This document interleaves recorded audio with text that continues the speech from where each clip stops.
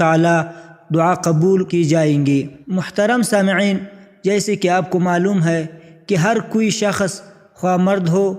یا عورت ہو، بوڑھا ہو یا جوان ہو، ہر ایک شخص کی یہ خواہش ہوتی ہے کہ جب میں اللہ تعالیٰ سے دعا مانگوں تو اللہ تعالیٰ وہ چیز مجھے عطا فرمائے اور میری دعا قبول فرمائے۔ آج ہم انشاءاللہ تعالیٰ ترمذی شریف جو احادیث کے مشہور کتاب ہے، کتاب الدعوات میں یہ دعا آیا ہے، اور روایت یہ ہے، روایت حضرت بریدہ رضی اللہ تعالی عنہ سے ہے کہ رسول اللہ صلی اللہ علیہ وسلم نے ایک آدمی کو یہ دعا کہتے ہوئے سنا تو آپ صلی اللہ علیہ وسلم نے فرمایا، اس شخص نے اللہ کی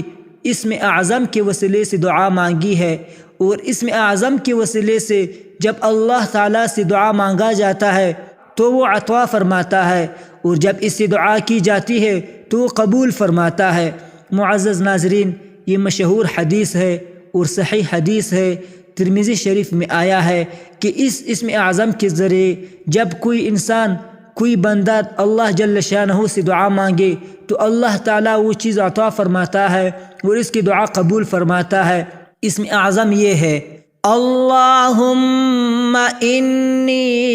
اسألک انی اشہد انک انت اللہ لا الہ الا انت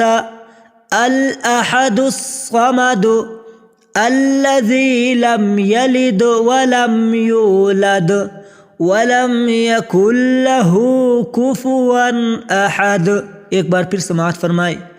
اللہم انی اسألک انی اشہد انک انت اللہ